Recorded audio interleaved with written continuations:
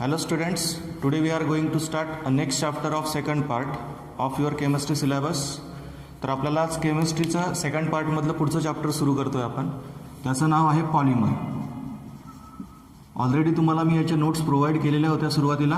आता आपल्याला ते चॅप्टर शिकायचं आहे. ठीक आहे, नोट्स तर तुमच्या लिहून झालेल्या असाव्यात कदाचित. तर मग पॉलिमरची आपण त्याच्यामध्ये डेफिनेशन लिहिली होती स्टुडंट्स. बघा, what are polymers? Polymers are complex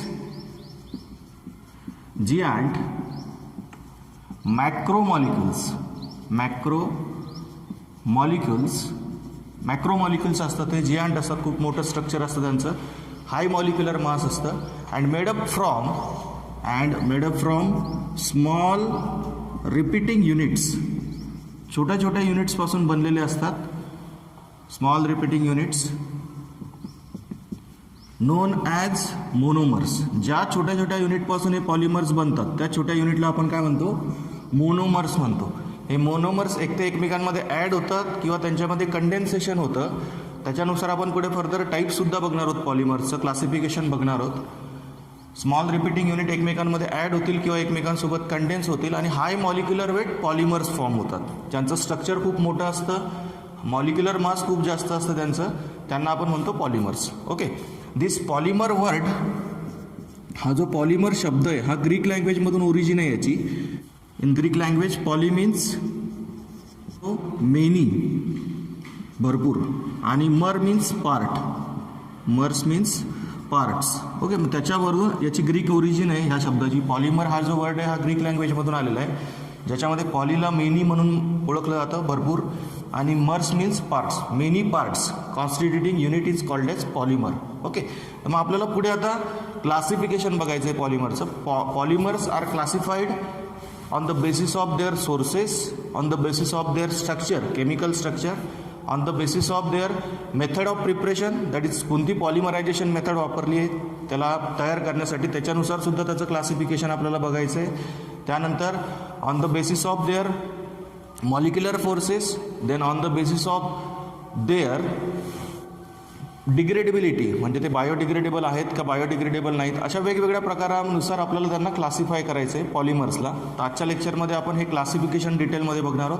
next लेक्चरमध्ये मग आपण जो पुढचा आपला कन्सेप्ट आहे तो शिकू. ह्या चॅप्टरमधला सोपं चॅप्टर आहे खूप. याचे जे काही 2-3 मार्क असतात तुम्हाला बोर्ड पेपरला, ते आपल्या हातून जाता कामा नये.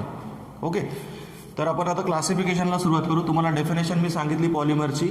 दे are complex giant macromolecules having high molecular weights and made up from small repeating units called as monomers. ज्या स्मॉल रिपीटिंग युनिट्सपासून हे तयार होतात त्यांना आपण मोनोमर्स म्हणतो. ओके, छोटं युनिट जे असतं ते मोनोमर, आणि ते एकमेकांमध्ये ॲड केल्यानंतर किंवा कंडेन्स केल्यानंतर जे मोठं युनिट तयार होतं त्याला आपण पॉलिमर म्हणतो. ठीक आहे, आता आपण पुढे क्लासिफिकेशनला सुरुवात करू पॉलिमरच्या. मी तुम्हाला अगोदरच सांगितलं की polymers are classified on the basis of their sources, on the basis of their molecular forces, on the basis of their structure, on the basis of their degradability, and on the basis of their molecular forces. Okay, 4-5 प्रकारे आपल्याला त्याचं classification बघायचं आहे, 4-5 फॉर्मॅटमध्ये. Okay, तर मग first आपण बघणार आहोत आता classification on the basis of their sources. Classification of polymers on the basis of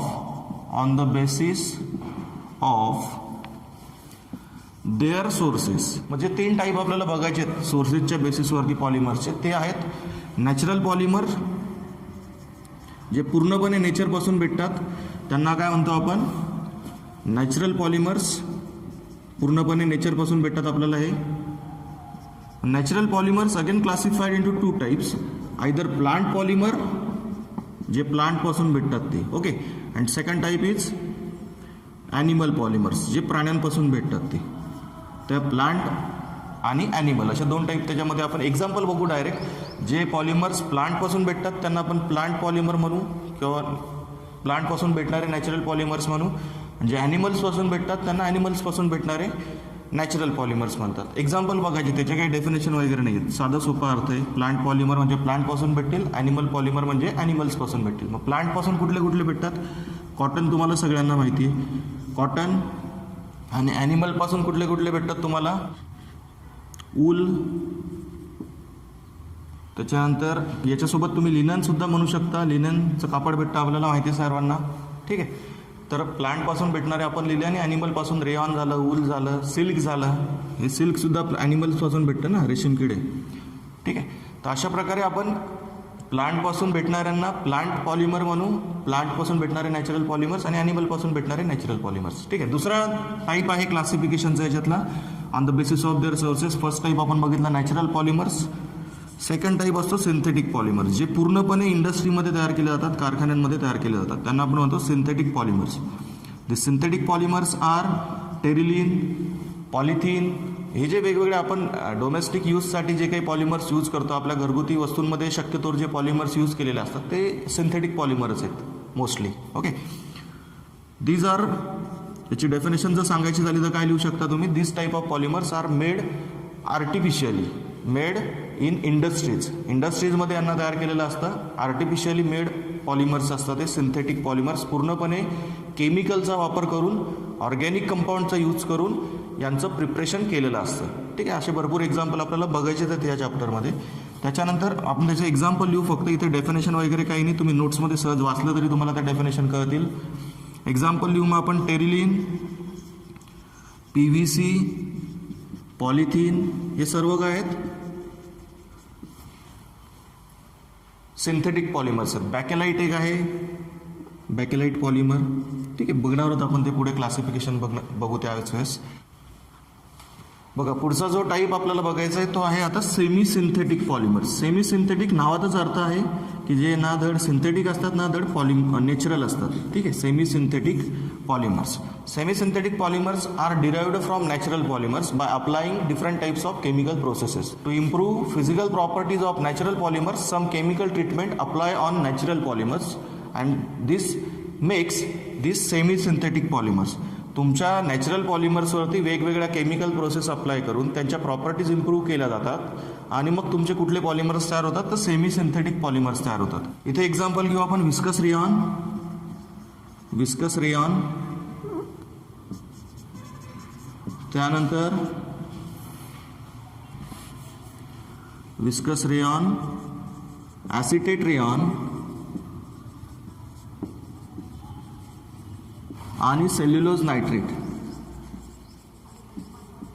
हे सर्व काय आहेत? सेमी सिंथेटिक पॉलिमर्समध्ये आपल्याला एक्झाम्पल दिलेले आहेत. ठीक आहे. तुम्हाला जे लक्षात ठेवता येतील ते ठेवायचे लक्षात. ठीक आहे. पुढे आपल्याला बघायचं आहे आता classification of polymers on the basis of their structure. Okay. स्ट्रक्चरच्या बेसिसवरती आपण कसं क्लासिफाय करतो पॉलिमर्सला ते आपण आता डिस्कस करू. On the basis of structure, polymers classified mainly into 3 types. This classified mainly into 3 types, and these types are straight chain, branch chain and network polymers. Okay. First type आपण आता सध्या heading मी बदलतो या ठिकाणी. Classification of polymers on the basis of their structure. स्ट्रक्चरच्या बेसिसवरती 3 type पडतात. ते 3 टाईप कुठले आपण विथ एक्झाम्पल समजून घेऊ. यांना स्ट्रेट चेन का म्हणतात, ब्रांच चेन का म्हणतात आणि नेटवर्क का म्हणतात. ओके. तर फर्स्ट आपण बघणार आहोत straight chain polymers. Straight chain polymers.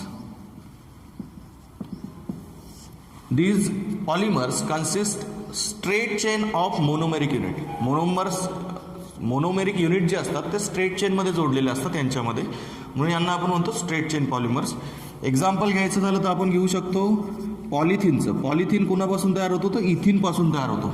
इथिनचे N molecules एकमेकांमध्ये ॲड होतात आणि ते ॲड होऊन काय तयार होतो? पॉलिथिन तयार होतो by applying certain temperature and pressure during polymerization process. जी काही पॉलिमरायझेशन प्रोसेस आहे त्याच्यामध्ये ठराविक असं टेम्परेचर प्रेशर अप्लाय करून योग्य असं कॅटलिस्ट यूज करून ह्या इथिनचं पॉलिमरायझेशन केलं जातं आणि पॉलिथिन तयार होतो. जो काही पॉलिथिन तयार होतो तो स्ट्रेट चेन पॉलिमर आहे. आपल्याला सरळ सरळ त्याच्या स्ट्रक्चरमध्ये दिसतं सुद्धा. CH2 single bond CH2 N times. Okay. हे N मॉलिक्युल्स एकमेकांमध्ये ॲड होतील इथिनचे आणि काय तयार होईल? पॉलिथिन तयार होईल. हा स्ट्रेट चेन पॉलिमर आहे. अजून पॉलिव्हिनिल क्लोराईड जो आहे, व्हिनिल क्लोराईडपासून तयार होतो तो, हा सुद्धा तुमचा स्ट्रेट चेन पॉलिमरच असतो. पॉलिमरायझेशन जर केलं तुम्ही PVC बनवायसाठी या व्हिनिल क्लोराईडचं, त्याला आपण म्हणतो व्हिनिल क्लोराईड. हा मोनोमर आहे PVCचा, व्हिनिल क्लोराईड. व्हिनिल क्लोराईडचं जर तुम्ही पॉलिमरायझेशन केलं bye applying certain temperature and pressure, इथे ॲरोवरती पॉलिमरायझेशन म्हटलं नुसतं तरी चालेल, एन मॉलिक्यूल जे असतील व्हिनिल क्लोराईडचे ते एकमेकांमध्ये ॲड होतात आणि काय तयार होतं तुमचा पॉलिव्हिनिल क्लोराईड तयार होते. या ठिकाणी ब्रांचिंग असते बट ती दुसऱ्या ग्रुपची आहे, कार्बनची नाही आहे. ठीक आहे, त्याच्यामुळे याला आपण स्ट्रेट चेन पॉलिमरच म्हणू. हे व्हिनिल क्लोराईडचे एन युनिट्स एकमेकांमध्ये काय होतील ॲड होतील. व्हिनिल क्लोराईडचे एन मॉलिक्युल्स एकमेकांमध्ये ॲड होतात आणि हा काय तयार होतो तुमचा पॉलिव्हिनिल क्लोराईड, त्याला आपण शॉर्टकटमध्ये लिहितो PVC. ओके, हे झालं तुमचं फर्स्ट टाईप. आपण क्लासिफिकेशन बघतोय पॉलिमरचं on the basis of their structure. त्याच्यातला फर्स्ट टाईप आपण आता बघितला स्ट्रेट चेन पॉलिमर्स. पुढचा टाईप बघू आपण आता ब्रांच चेन आणि त्याच्यानंतर नेटवर्क पॉलिमर. ओके ठीक आहे, पुढचा टाईप बघू मग आपण आता branch chain polymers. Second type on the basis of their structure. Branch चेनमध्ये आपल्याला काही जास्त एक्झाम्पल बघायचं नाही, एकच एक्झाम्पल बघायचं आहे पॉलिप्रोपिलिनचं. Branch chain polymers consisting small branches in their structure. जे काही स्ट्रेट चेन असेल तुमची पॉलिमरची त्याच्यामध्ये स्मॉल ब्रांचेस असतात कार्बनच्या किंवा इतर कुठल्या ग्रुपच्या. त्याच्यामध्ये एक्झाम्पल बघू आपण डायरेक्टली. थेरॉटिकल एक्सप्लेनेशन तुम्ही वाचलं तरी तुम्हाला कळेल, काही जास्त पाठांतराचा टॉपिक नाही आहे आपला. ठीक आहे, ब्रांच चेनमध्ये एक्झाम्पल बघू आपण. प्रोपिलिनपासून तुमचा पॉलिप्रोपिलिन तयार केला जातो. हा आहे तुमचा प्रोपिन, सगळ्यांना माहिती आहे प्रोपिलिन त्याचं कॉमन नेम. याचे एन मॉलिक्युल्स एकमेकांमध्ये ॲड केले तर तुमचा जो काही पॉलिमेरिक युनिट तयार होतं, जो काही पॉलिमर तयार होतो तो कसा तयार होतो बघा. CH2 single bond CH3 कार्बनची branch आली म्हणजेच हा ब्रांच चेन पॉलिमर झाला तुमचा. ठीक आहे, पॉलिप्रोपिलिन याचे एन मॉलिक्युल्स एकमेकांमध्ये ॲड होतील. ॲडिशन कशी होते काय होतं ते आपण जेव्हा classification on the basis of their polymerization process बघू, म्हणजेच ॲडिशन पॉलिमर कंडेन्सेशन पॉलिमर जेव्हा सेपरेटली आपण स्टडी करणार आहोत त्यावेळेस तुम्हाला कळणारच आहे की ॲडिशन नेमकी कशी होते, मी सांगणारच आहे तुम्हाला. ओके, हा होता तुमचा प्रोपिलिन किंवा त्याला तुम्ही प्रोपिन म्हणता IUPAC नोमेनक्लेचरमध्ये, किंवा प्रोपिलिन म्हटलं तरी चालेल. इकडे जो तयार होईल पॉलिमर तो काय असेल मग पॉलिप्रोपिन असेल, किंवा तुम्ही कॉमन नेम लिहिलं तर पॉलिप्रोपिलिन लिहाल त्याला. ठीक आहे, एन मॉलिक्युल्स प्रोपिनचे एकमेकांमध्ये ॲड होतील आणि हा पॉलिप्रोपिलिन तयार होईल. Okay, by applying certain temperature pressure using certain catalyst that process is known as polymerization. ही जी काही प्रोसेस असते मोनोमरपासून पॉलिमर तयार करायची त्या प्रोसेसलाच पॉलिमरायझेशन म्हणतो आपण. थर्ड टाईप जो आहे according to their structure, this third type is network polymers. Network polymers म्हणजेच त्यांना दुसरं नाव असतं क्रॉसलिंक पॉलिमर्स. ओके, त्यांनाच काय म्हटलं जातं क्रॉसलिंक पॉलिमर्स. त्यांच्यामध्ये क्रॉस लिंकिंग भरपूर असते. क्रॉस लिंकिंग म्हणजे काय हा प्रकार पण तुम्हाला पुढे बघायचंच आहे. जेव्हा आपण बॅकेलाईटचं स्ट्रक्चर ड्रॉ करू, बॅकेलाईटचं प्रिपरेशन बघू, त्यावेळेस तुम्हाला कळेल की कशा प्रकारे हे क्रॉस लिंकिंग होतं. ठीक आहे, in this type of polymers there is a cross linking between straight chains. जे काही स्ट्रेट चेन असतील तुमच्या पॉलिमरच्या ज्या काही स्ट्रेट चेन्स असतात त्या स्ट्रेट चेनमध्ये कसली तरी क्रॉस लिंकिंग होते. जशी रबरमध्ये सल्फर ॲड करून क्रॉस लिंकिंग केलेली असते, तशी इतर काही जे पॉलिमर्स आहेत ज्यांच्यामध्ये नेटवर्क स्ट्रक्चर असतं त्यांच्यामध्ये ज्या काही स्ट्रेट चेन असतील तुमच्या त्या स्ट्रेट चेनमध्ये एखाद्या सर्टन ग्रुपची काय असते क्रॉस लिंकिंग केलेली असते. सो नॅचरल रबर जे आहे ते काय असतं आयसोप्रिन असतं, पॉली आयसोप्रिन असतं. ते पॉली आयसोप्रिनमध्ये ज्या काही कार्बन चेन आहेत स्ट्रेट चेनच्या त्यांना क्रॉस लिंक करण्यासाठी किंवा त्यांच्यामध्ये त्यांची स्ट्रेंथ वाढवण्यासाठी, रबरची स्ट्रेंथ वाढवण्यासाठी सल्फर ॲड केलेलं असतं. आणि या फॉर्मॅटमध्ये सल्फर काय करतो तिथे क्रॉस लिंकिंग करतो, म्हणजे दोन स्ट्रेट चेनला एकमेकांसोबत जोडायचं काम करतो, जेणेकरून त्या रबरची स्ट्रेंथ काय होते वाढते. आता इथे मी रबरचं स्ट्रक्चर काढत नाही किंवा दुसरं कुठलं स्ट्रक्चर काढत नाही, मी जनरल स्ट्रक्चर तुम्हाला दाखवतोय की नेटवर्क पॉलिमर्समध्ये कशा प्रकारे क्रॉस लिंकिंग होते. ओके, मग ती क्रॉस लिंकिंग कुठल्याही ग्रुपची असो. रबरमध्ये सल्फरचं एक्झाम्पल मी तुम्हाला सांगितलं की रबरमध्ये क्रॉस लिंकिंग करण्यासाठी सल्फर यूज केलेला असतो. अशा प्रकारे क्रॉस लिंकिंग करून त्याची स्ट्रेंथ वाढवली असते पॉलिमरची. या टाईपच्या पॉलिमर्सला म्हणतात network polymers. The polymer in which straight chains of polymeric chain are cross linked by certain atoms or groups to develop their physical properties. त्याच्या स्ट्रेंथ वाढवण्यासाठी, टफनेस वाढवण्यासाठी क्रॉस लिंकिंग केलेली असते काही स्ट्रेट चेन पॉलिमर्समध्ये. त्याच्या स्ट्रेट चेन्सला क्रॉस लिंकिंग करून जे काही त्याच्या फिजिकल प्रॉपर्टीज आहेत त्या इम्प्रूव्ह केल्या जातात. ओके, हे बघितलं. मग आपण आता classification of polymers on the basis of their structure. पुढे बघायचं आहे आपल्याला classification of polymers on the basis of their mode of polymerization. म्हणजे त्याला प्रिपरेशन मेथड जी वापरली आहे ती कुठली वापरली, त्याच्यानुसार त्याचे कुठले प्रकार पडतात ते आपण बघणार आहोत आता.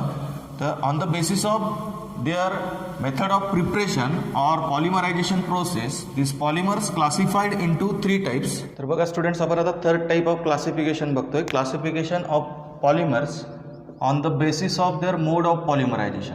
मोड ऑफ पॉलिमरायझेशनच्या बेसिसवरती आपण आता क्लासिफिकेशन बघतोय पॉलिमर्सचं. त्याच्यामध्ये 3 प्रकार बघायचे आहेत आपल्याला students. This polymers are classified on the basis of their mode of polymerization into 3 types. First type is addition polymers. त्यांना फर्स्ट टाईपमध्ये क्लासिफाय केलं जातं addition polymers.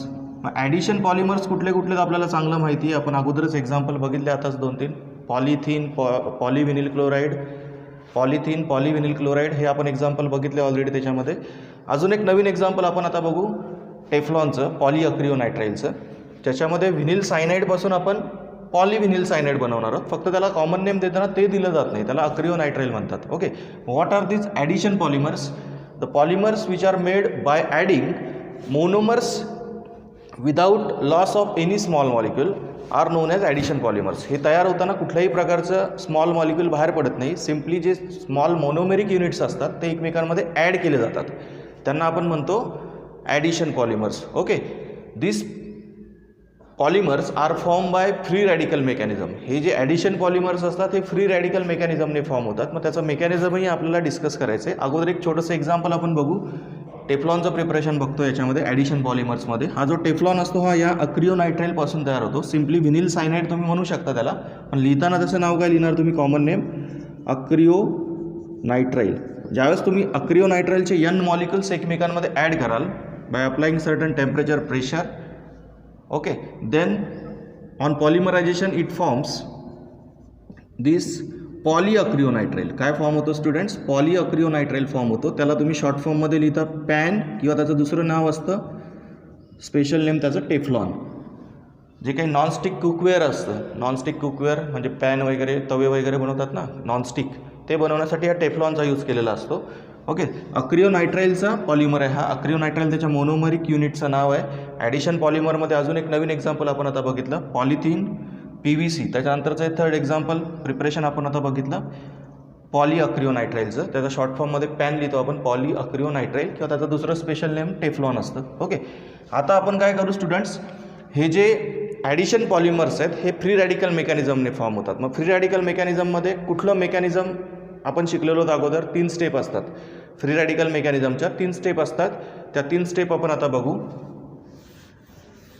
This free radical mechanism takes place in 3 steps. First step in which is initiation. पहिली step कुठली असते students? Initiation. Okay, what happens in initiation? Initiators like benzoyl peroxide, acetyl peroxide or tertiary butyl peroxides form radicals. Radical form होतं इनिशिएटर्सपासून. Initiator use केले जातात, त्यांची नावं मी तुम्हाला सांगितले. त्यातला कुठलं तरी एक एक्झाम्पल आपण आता घेऊ. बाकीचे एक्झाम्पल नोट्समध्ये आहेत. ओके, त्यातलं मग मी एक्झाम्पल घेतो ॲसिटिल पेरॉक्साईडचं. या इनिशिएशन स्टेपमध्ये काय होतं स्टुडंट्स, हा जो ॲसिटिल पेरॉक्साईड आपण या ठिकाणी घेतोय हा एक तर सनलाईटच्या कॉन्टॅक्टमध्ये येऊन किंवा अल्ट्राव्हायलेट लाईटच्या कॉन्टॅक्टमध्ये येऊन याच्यापासून फ्री रॅडिकल फॉर्म करेल, अल्किल रॅडिकल तयार करेल. कसे तयार होतात अल्किल रॅडिकल बघा.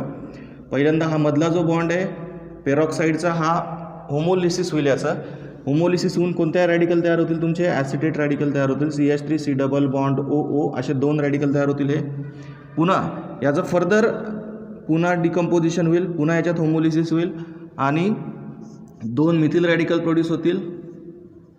ओके, आणि 2 CO2 गॅस मॉलिक्यूल बाहेर निघून जातील. तर CO2 कसे निघाले बघा, जर हा बॉन्ड ब्रेक झाला तर एक इलेक्ट्रॉन ह्या कार्बनवरती येईल. ओके, आणि एक इलेक्ट्रॉन याच्यावरती येईल. म्हणजे असे 2 मिथिल ग्रुप बाहेर निघून गेले आणि हे जे 2 CO2 ग्रुप बाहेर पडले कसे पडले समजते तुम्हाला बघा. हा इलेक्ट्रॉन इथं येईल आणि हा इलेक्ट्रॉन इथं येईल. म्हणजे असे 2 इलेक्ट्रॉन एकत्र येऊन इथे C बॉन्ड O तयार होईल आणि म्हणून 2 CO2 मॉलिक्युल्स बाहेर निघून जातील. ओके, आपल्याला मेनली या ठिकाणी काय पाहिजे होते तर हे रॅडिकल पाहिजे होते. मग ते मिथिल रॅडिकल असतील. तुम्ही जो कोणी इनिशिएटर वापरला असेल तो इनिशिएटरपासून रिस्पेक्टिव्ह फ्री रॅडिकल फॉर्म होईल. तो फ्री रॅडिकल काय करतो बघा, तुम्ही जो काही इनिशिएशनमध्ये फर्स्ट स्टेपमध्ये जो काही ओलेफिन वापराल तुम्ही किंवा जो काही अल्किन वापरला असेल, मग तो व्हिनिल क्लोराईड असेल किंवा नॉर्मल इथिन असेल किंवा ह्या पॉलीअक्रिओनायट्राईलमधला अक्रिओनायट्राईल असेल, जो काही ओलेफिन असेल, डबल बॉन्डेड कंपाऊंड असेल, त्याला इनिशिएट करायचं काम कोण करतं मग स्टुडंट्स? तर हे फ्री रॅडिकल करतात, जे आपण बनवले कशामध्ये? फर्स्ट स्टेपमध्ये. ओके, मग आपण मिथिल रॅडिकल बनवला होता, तो मिथिल रॅडिकल काय करेल मग? याच्या कॉन्टॅक्टमध्ये आला अल्किनच्या, कुठलाही अल्किन असू द्या, त्याला इनिशिएट करेल, त्याच्यापासून याच्यामुळे याचाही होमोलिसिस होईल, आणि होमोलिसिस होऊन मग काय होईल बघा स्टुडंट्स पुढे? CH3 CH2 single bond CH2 असा रॅडिकल तयार होईल. ओके, नवीन रॅडिकल तयार झाला, न्यू रॅडिकल. हा जो नवीन रॅडिकल तयार झाला हा फर्दर पुढे N मॉलिक्युल्ससोबत रिॲक्ट होईल या इथिनच्या, आणि लार्ज फ्री रॅडिकल मॉलिक्युल्स तयार होतील. मग नेक्स्ट स्टेपमध्ये आपण ते बघू. पुढचं जे आपल्याला बघायचं आहे ते नेक्स्ट स्टेपमध्ये बघायचं आहे. मग पुढची स्टेप आपण म्हणतो त्याला चेन प्रोपॅगेशन. फर्स्ट स्टेपमध्ये जे काही आपण रॅडिकल जनरेट केला अल्किनपासून, ठीक आहे, चेन प्रोपॅगेशन म्हणतो आपण सेकंड स्टेपला.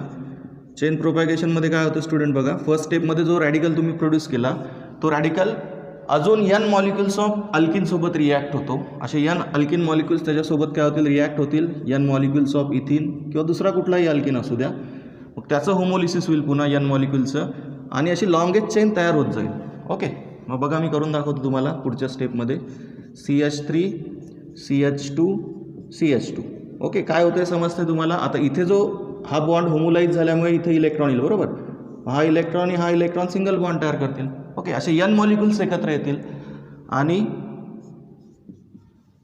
असे N CH2 CH2 ग्रुप एकमेकांमध्ये ॲड होत जातील, आणि ह्या टाईपमध्ये तुमचं काय होईल? लॉंग चेन तयार होईल पॉलिमरची. ओके, मग N मॉलिक्युल ॲड झाले, आणि लास्टला जो काही CH2 CH2 ग्रुप असेल त्याला मी ओपन ठेवतो. मग असे N मॉलिक्युल्स एकमेकांच्या कॉन्टॅक्टमध्ये येतील पुढच्या स्टेपमध्ये. त्याला आपण म्हणतो पुढच्या स्टेपला, थर्ड स्टेपला आपण नाव काय देतो? Chain termination. चेन टर्मिनेशनमध्ये काय होतं स्टुडंट्स? मी एक्सप्लेनेशन तर पूर्ण तुम्हाला वाचून दाखवत नाही, ॲज इट इज नोट्समध्ये जसं आहे तसं, फक्त तुम्हाला मी समजावून सांगतो की नेमकं प्रोपॅगेशनमध्ये काय झालं, टर्मिनेशनमध्ये काय होणार आहे. ओके, मग बघा स्टुडंट लक्षात घ्या, हे जे N मॉलिक्युल्स असतील, आता अशी जी चेन तयार झालेली असेल, N मॉलिक्युल्स असतील हिचेसुद्धा, ते N मॉलिक्युल्स एकमेकांच्या कॉन्टॅक्टमध्ये येतात. मग हा जो टर्मिनल ग्रुप आहे तुमचा, टर्मिनल जो रॅडिकल आहे, ते दोन ग्रुप एकमेकांसोबत टर्मिनल पोझिशनला कॉन्टॅक्टमध्ये येतील, आणि एक मोठा लॉंग चेन पॉलिमेरिक चेन तयार होईल. मोठी लॉंग चेन पॉलिमेरिक चेन तयार होईल. ओके, मग हे दोन युनिट असे जर एकत्र आले, इथे मी 2 लिहून टाकला अगोदरच. ओके, तुमचे N मॉलिक्युल्स असतील त्यातले 2 युनिट एकमेकांच्या कॉन्टॅक्टमध्ये येतील. मग असे जर 2 युनिट सेम टू सेम एकमेकांच्या कॉन्टॅक्टमध्ये आले, तर जो लॉंग चेन पॉलिमर असेल तो कसा असेल दिसायला बघा. त्याचं स्ट्रक्चर मी वरती काढतो.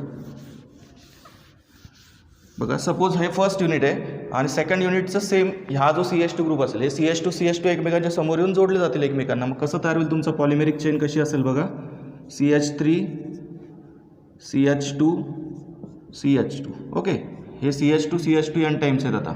ओके स्टुडंट्स, समजतंय? आणि पुढचा CH2. ओके, त्याच्या पुढचा म्हणजे नेक्स्ट मॉलिक्यूल जो असेल याच्यातला उरलेला, त्याचे सेम चेन आपल्याला पुन्हा त्या साईडला लिहावे लागेल. ओके, आता या ठिकाणी जागा पुरते नाही पुरते बघू, आपण लिहून बघू. ठीक आहे, पुन्हा CH2 single bond CH2 N times, आणि मग याला पुढे जोडलेला असेल तुमचा हा ग्रुप CH2 CH3.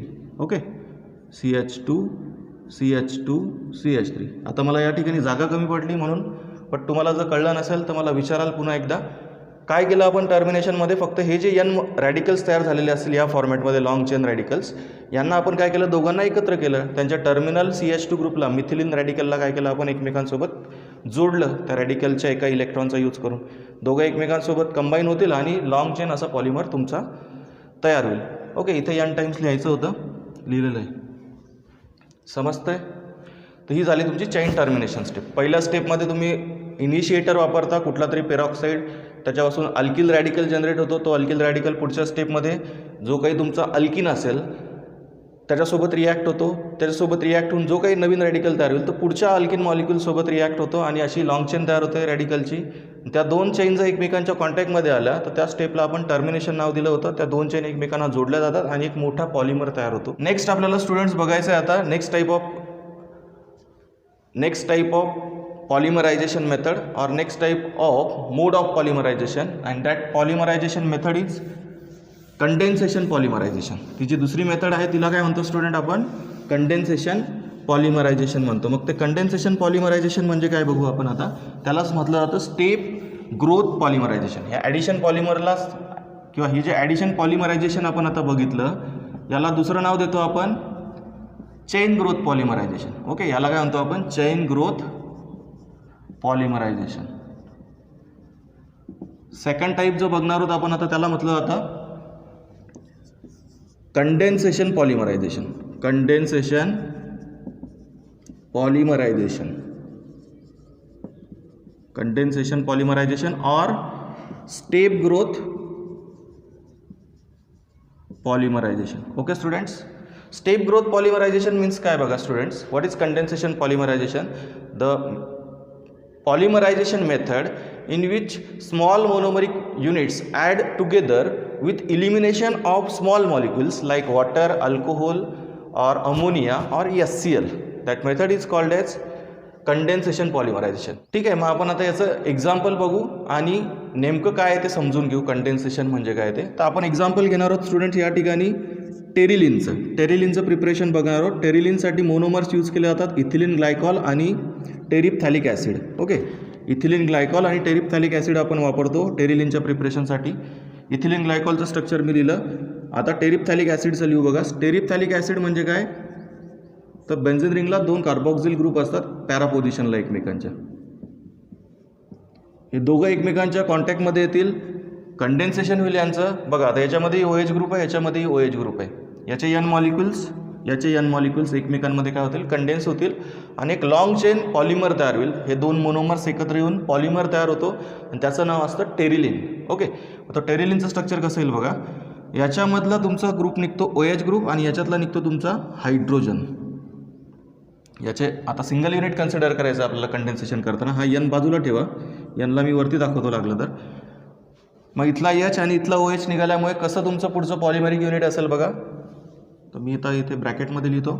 सेम जसा याचा इकडचा OH निघाला तसं याच्या बॅक साईडला जो टेरिप्थॅलिक ॲसिड असेल तो याचा OH काढणार आहे. ओके, आणि इकडे याचा H निघणार आहे. याच्या पुढे जो काही तुमचा इथिलीन ग्लायकॉल असेल तो काढेल त्याला. ओके, मग लिहिताना हा OH गेला म्हणजे काय उरलं इथे directly CH2, single bond CH2. पुढे OH निघून गेला. आता याला कुठे जोडणार डायरेक्ट आपण या ऑक्सिजनला. Oxygen C double bond O. पुढे आहे तुमची बेन्झीन रिंग. ओके, पुढे पुन्हा same unit C double bond O. Bracket complete N times. या फॉर्मॅटमध्ये तुमचा काय तयार होईल? टेरिलिन तयार होईल. टेरिलिनचंच दुसरं नाव असतं डॅक्रॉन. टेरिलिनलाच दुसरं नाव काय देतो स्टुडंट्स आपण? डॅक्रॉनसुद्धा नाव असतं याचं दुसरं स्पेशल नेम. कुठले कुठले मोनोमर्स वापरले आपण याला तयार करायसाठी? एक वापरला होता इथिलीन ग्लायकॉल किंवा इथेन 1,2-डायॉल. इथिलीन ग्लायकॉल याचं कॉमन नेम आणि याचं नाव काय सांगितलं मी तुम्हाला? Terephthalic acid. हा डायकार्बॉक्झिलिक ॲसिड आहे. Benzene 1,4 dicarboxylic acid. Terephthalic acid त्याचं दुसरं कॉमन नेम. हे दोघं एकत्र करून काय करतो आपण? हा टेरिलिन किंवा डॅक्रॉन बनवतो. हा कंडेन्सेशन पॉलिमर आहे. याच्यामध्ये कुठला मॉलिक्यूल बाहेर निघाला स्टुडंट्स? तर NH2 मॉलिक्युल्स बाहेर निघतील. याच्यामध्ये NH2 मॉलिक्युल्स बाहेर निघतील आणि या दोघांचं कंडेन्सेशन होईल आणि काय तयार होईल? तुमचा टेरिलिन तयार होईल. रफ पेजवरती लिहून बघा, तुम्हाला इझिली कळेल, सोपं आहे. ठीक आहे, तर थर्ड टाईप आपण आता बघतोय. थर्ड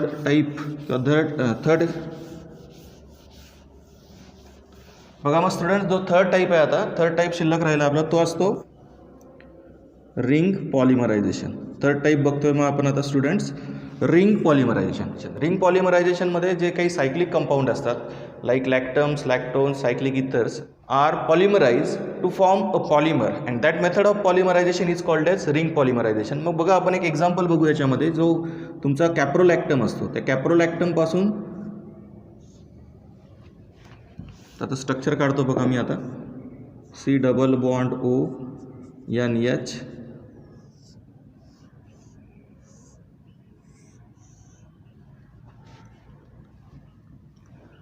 हा कॅप्रोलॅक्टम आहे. ह्या कॅप्रोलॅक्टममध्ये तुमचं रिंग ओपनिंग होते. या ठिकाणाहून रिंग ओपनिंग होईल आणि तुमचा काय तयार होतो? या ठिकाणी नायलॉन 6 तयार होतो. नायलॉन 6चं स्ट्रक्चर कसं असतं बघा मग student. C double bond O हा लिहिला मी आता. C डबल बॉन्ड O आणि मध्ये CH2 ग्रुप जे आहेत ते 5 टाइम्स आहेत. मिथिलीन ग्रुप जे आहेत ते किती वेळा आहेत? 5 वेळा आहेत. ओके, आणि पुढे तुमचा हा अमाइड ग्रुप CNH. ओके, आणि इथे ब्रॅकेट कंप्लीट एन टाइम्स. ह्या पॉलिमरचं नाव असतं नायलॉन 6. याला आपण म्हणतो नायलॉन 6. हा कोणापासून तयार केला आपण, तर हा कॅप्रोलॅक्टम आहे. याचं नाव असतं इप्सिनॉन कॅप्रोलॅक्टम. म्हणजे या दोघांमधला जो काही गॅप आहे, या दोघी फंक्शनल ग्रुपमधला जो काही गॅप आहे सी डबल बॉन्ड आणि NH, हा 5 कार्बनचा आहे.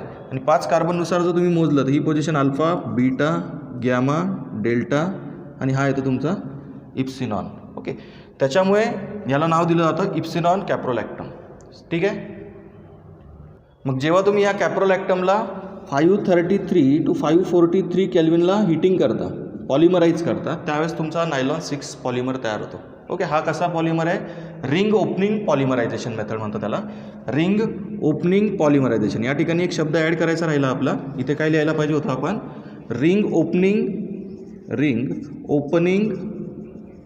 पॉलिमरायझेशन. मी डायरेक्टली रिंग पॉलिमरायझेशन म्हटलं त्याला काय म्हणायला पाहिजे होतं, रिंग ओपनिंग पॉलिमरायझेशन. ओके, ही जी काही कॅप्रोलॅक्टमची रिंग होती तिला आपण ओपन केली आणि काय तयार केला, तिकडे नायलॉन 6 तयार केला. याच्यातला जो डिफरन्स आहे कार्बोनिल ग्रुप आणि ह्या अमाइन ग्रुपमधला जो काही डिफरन्स आहे तो किती कार्बनचा आहे, 5 कार्बनचा आहे. त्याच्यामुळे त्याला आपण म्हटलं इप्सिनॉन कॅप्रोलॅक्टम. ओके, तर हे झालं तुमचं लास्ट टाईप बघितला आपण. या मोड ऑफ पॉलिमरायझेशनच्या बेसिसवरती आपण हा थर्ड टाईप बघितला आता क्लासिफिकेशनमध्ये. पहिला बघितला होता ॲडिशन पॉलिमरायझेशन, म्हणजेच त्याला आपण म्हणतो चेन ग्रोथ पॉलिमरायझेशन. दुसरा टाईप बघितला होता कंडेन्सेशन पॉलिमरायझेशन, त्याला दुसरं नाव देतो आपण स्टेप ग्रोथ पॉलिमरायझेशन. आणि आता लास्ट बघितला रिंग ओपनिंग पॉलिमरायझेशन. याच्यामध्ये आपण एक्झाम्पल बघितलं, कॅप्रोलॅक्टमपासून हा नायलॉन 6 तयार केला जातो. कसा तयार केला जातो ते आपण डिस्कस केलं. ओके, या ठिकाणी जे टेम्परेचर मी तुम्हाला सांगितलं होतं ते किती होतं स्टुडंट, 533 to 543 केल्विन. ओके, हे व्यवस्थित लिहिलं नाही इथे म्हणून पुन्हा सांगावं लागलं, 543 येतो. नेक्स्ट आपल्याला बघायचं आहे आता classification of polymers on the basis of their molecular forces. Molecular फोर्सेसच्या बेसिसवरती जे क्लासिफिकेशन केलं जातं पॉलिमर्सचं ते 4 प्रकारात केलं जातं. तर ते सोपं आहे एकदम, थेरॉटिकली मला सांगायचं आहे तुम्हाला आणि एक्झाम्पल सांगायचे आहेत. जास्त काही त्याच्यात प्रिपरेशन मेथड वगैरे काही आपल्याला बघायचं नाही आहेत. एक्झाम्पलमध्ये फक्त थेरॉटिकली आपल्याला एक्झाम्पल बघायचे आहेत त्याच्यामुळे ह्या टाईपला कमी वेळ लागेल. मग नेक्स्ट मोड ऑफ क्लासिफिकेशन बघतोय आपण आता. पहिलं बघितलं आपण classification on the basis of sources, then बघितलं classification on the basis of structure, त्याच्यानंतर बघितलं आता classification on the basis of mode of polymerization, आणि आता बघतोय आपण classification on the basis of molecular forces. Molecular फोर्सेसच्या बेसिसवरती तुमचे 4 प्रकार पडतात. फर्स्ट टाईप असतो इलॅस्टोमर्स. इलॅस्टोमर्स म्हणजे काय स्टुडंट, नेमकं तुम्हाला रबर माहिती आहेत सर्व, ते रबर सर्व इलॅस्टोमर्समध्ये येतात. नॅचरल रबर, बुनायस, बुनायन, निओप्रिन रबर, जे काही रबर्स आहेत ते सगळे याच्यामध्ये येतात, इलॅस्टोमरमध्ये येतात. इलॅस्टोमर या कॅटेगरीत येतात ते. Polymer which when stress get stretch, जेव्हा तुम्ही त्याच्यावरती फोर्स अप्लाय कराल तेव्हा त्याला तुम्ही स्ट्रेच करू शकता.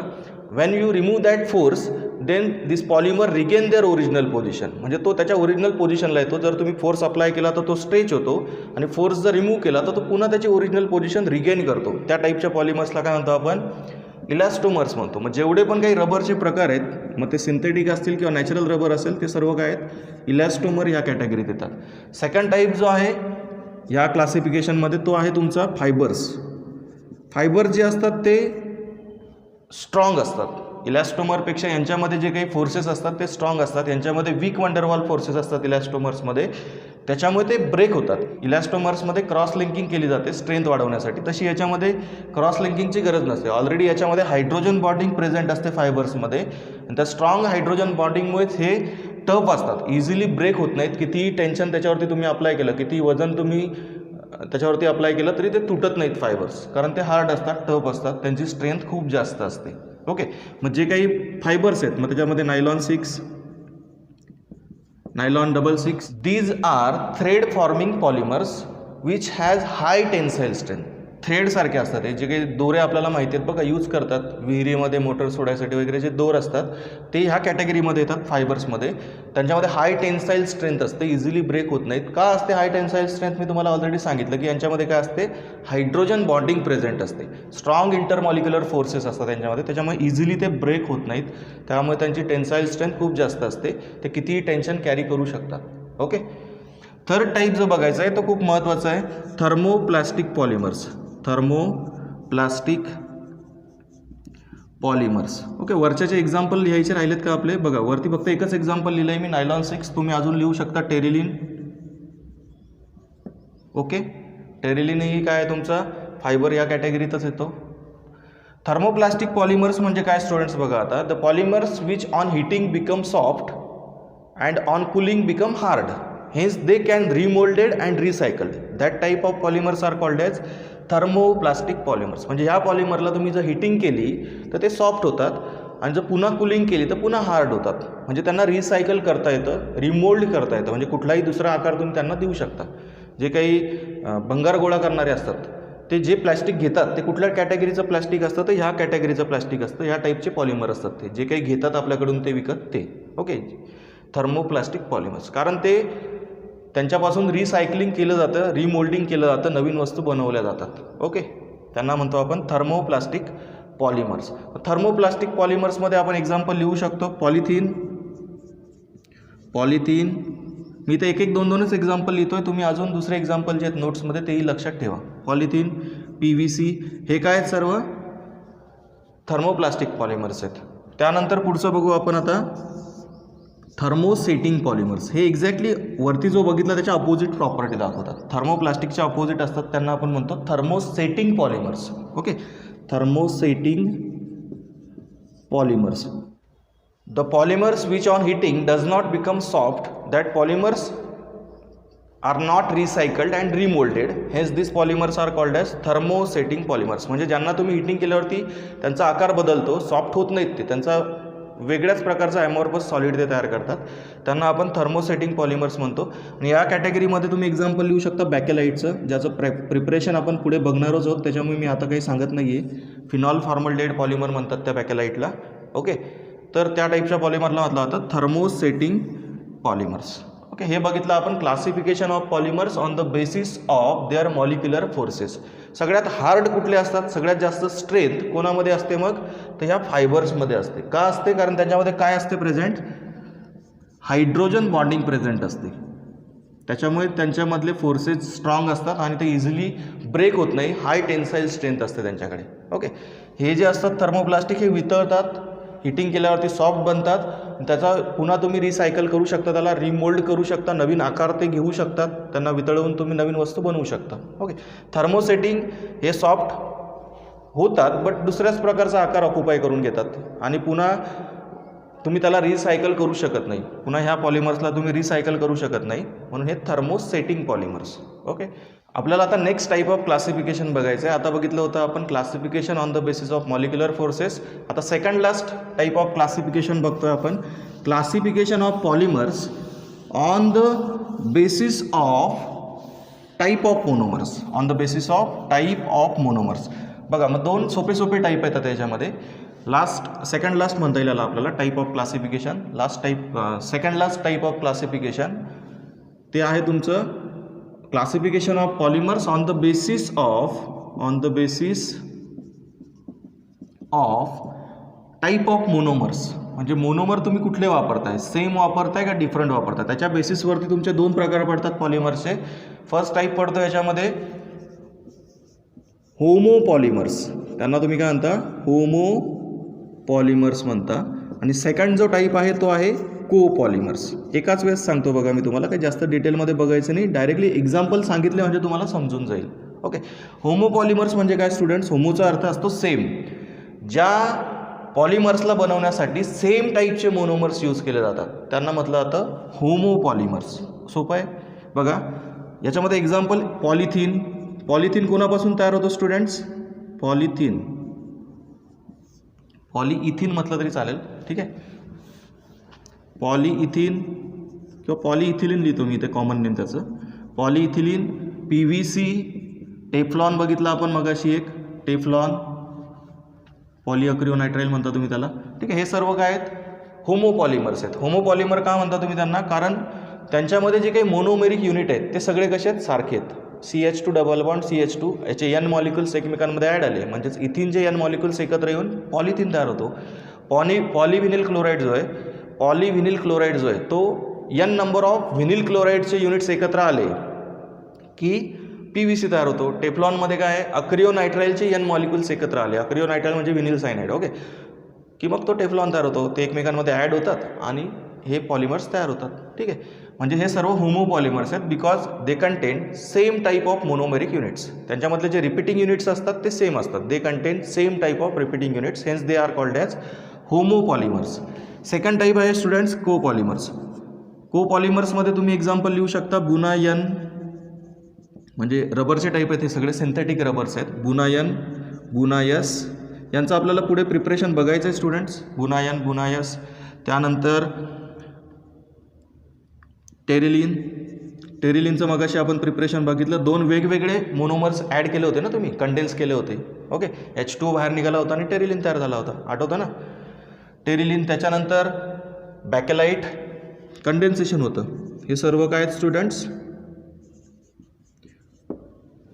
को पॉलिमर्स आहेत. यांना आपण काय म्हणतो? को पॉलिमर्स. कारण 2 वेगवेगळे मोनोमर एकमेकांना काय होतात? कंडेन्स होतात आणि हे तयार होतात. त्याच्यामुळे यांना को पॉलिमर्स म्हणतात because they content different repeating units. Repeating unit जे असतात त्यांच्यातले ते डिफरंट असतात. अल्टरनेट असतील फार तर फार, पण ते डिफरंट असतात ना, त्याच्यामुळे त्यांना आपण म्हणतो को polymers. They made up from 2 or more types of monomers. 2 किंवा 2पेक्षा जास्त टाईपचे मोनोमर वापरून तुम्ही यांचं प्रिपरेशन करता, म्हणून यांना म्हटलं जातं को पॉलिमर्स. आणि वरती जे बघितले होमो पॉलिमर्स, त्यांच्यामध्ये सेम मोनोमेरिक युनिट्स असतात, सेम रिपीटिंग युनिट्स असतात. ओके, याच्यामध्ये एक एक्झाम्पल अजून ॲड करू शकता तुम्ही, नॅचरल रबर. नॅचरल रबर जे आहे ते आयसोप्रीनपासून तयार झालेलं असतं. नॅचरल रबरसुद्धा काय आहे? होमो पॉलिमरच आहे. आणि खाली जे रबरचे एक्झाम्पल लिहिले मी, हे सिंथेटिक रबर्स आहेत. हे वेगवेगळे 2 मोनोमेरिक युनिट एकत्र येऊन तयार केले जातात इंडस्ट्रियली. ओके, आता आपल्याला लास्ट बघायचं आहे classification. Last classification of polymers on the basis of biodegradability or their degradability. म्हणजे ते डिग्रेड होतात बायोलॉजिकली का नाही होत. जे पॉलिमर्स असतात ते बायोलॉजिकली डिग्रेड होतात का होत नाहीत, त्याच्या बेसिसवरती त्याचं लास्ट क्लासिफिकेशन आपण आता बघतोय. Last mode of classification of polymers and that is classification of polymers on the basis of their degradability. म्हणजे ते डिग्रेड होतात बायोलॉजिकली की नाही होत, त्याच्या बेसिसवरती लास्ट टाईप बघतोय आपण आता. बायोडिग्रेडेबल पॉलिमर्स 2 टाईप पडतात त्याच्यामध्ये. मग बायोडिग्रेडेबल पॉलिमर्स आणि त्याच्या अपोजिट असतात मोस्टली जे आपण वापरतो ते सर्व नॉन बायोडिग्रेडेबल पॉलिमर्सच आहेत. ए टाईप त्याच्यातला आणि बी आहे तुमचा नॉन बायोडिग्रेडेबल पॉलिमर्स. नवीन टाईपचे जे पॉलिमर्स आता सायंटिस्ट लोक बनवत आहेत ते शक्यतो या टाईपमध्ये पॉलिमर बनवण्याचा प्रयत्न करत आहेत की जे पॉलिमर्स बायोलॉजिकली काय होतील? डिकम्पोज होतील किंवा डिग्रेड होतील. त्याच्यामध्ये एक्झाम्पल आहे मग PHBV. त्याचा फुल फॉर्म आपण बघू नंतर, जेव्हा त्याचं स्ट्रक्चर शिकू त्यावेळेस त्याचं प्रिपरेशन बघू तेव्हा. पॉलीहायड्रॉक्सी ब्युटिरेट, पॉलीहायड्रॉक्सी व्हॅलिरेट असं त्याचं मोठं नाव आहे खूप. जेव्हा आपण त्याचं प्रिपरेशन बघू तेव्हा तुम्हाला समजेल त्याचं नाव एवढं मोठं काय ते. आणि एक दुसरं आहे नायलॉन 2 नायलॉन 6. नायलॉन 2 नायलॉन 6 हा ही काय आहे? बायोडिग्रेडेबल पॉलिमर आहे. हे बायोलॉजिकली डिग्रेड होतात, यांच्यावरती वॉटरची किंवा एअरची ॲक्शन होते आणि हे त्याचे काय होऊन जातात? डिकम्पोज होऊन जातात. आणि मोस्टली जे पॉलिमर आपण आता सध्या यूज करतोय पॉलिथिन, PVC वगैरे वगैरे, हे सर्व ह्या कॅटेगरीमध्ये येतात non biodegradable polymers because they do not decompose or degrade bye biological actions of micro organisms. The polymers which are decomposed by microorganisms, that polymers are called as biodegradable polymers. आणि यांचा शोध जास्तीत जास्त आता चालू आहे सायंटिस्ट लोकांकडून, कारण ह्या पॉलिमरची गरज आहे आता आपल्याला. ठीक आहे, हे पॉलिमर्स काय करतात? डिकम्पोज होत नाही आणि त्याच्यामुळे पोल्युशन भरपूर प्रमाणात वाढतं आहे दिवसेंदिवस. ओके, मग बाकीचे जे उरलेले तुम्हाला पॉलिमर्स माहिती आहेत ते सर्व कशामध्ये येतात? नॉन बायोडिग्रेडेबल पॉलिमर्समध्ये येतात. तुम्ही त्यांचे एक्झाम्पल स्वतःही लिहू शकता, पॉलिथिन, PVC वगैरे वगैरे. ओके, आता ह्या लेक्चरमध्ये आपण क्लासिफिकेशन डिस्कस केलं. पुढच्या लेक्चरमध्ये आपण जो उरलेला पार्ट आहे ह्या चॅप्टरचा तो बघू. आपल्याला पुढच्या लेक्चरमध्ये रबरचा अभ्यास करायचा आहे, नॅचरल रबर. त्याच्यानंतर व्हल्कनायझेशन ऑफ रबर, व्हल्कनायझेशन प्रोसेस आपल्याला शिकून घ्यायची, समजून घ्यायची. आणि मग त्यानंतर आपल्याला अजून काही एक्झाम्पल दिलेले आहेत. मग ॲडिशन पॉलिमरचे काही एक्झाम्पल आणि कंडेन्सेशन पॉलिमरचे काही एक्झाम्पल, त्यांचं प्रिपरेशन आपण नेक्स्ट लेक्चरपासून बघू. ओके, आता थांबू आपण. ठीक आहे.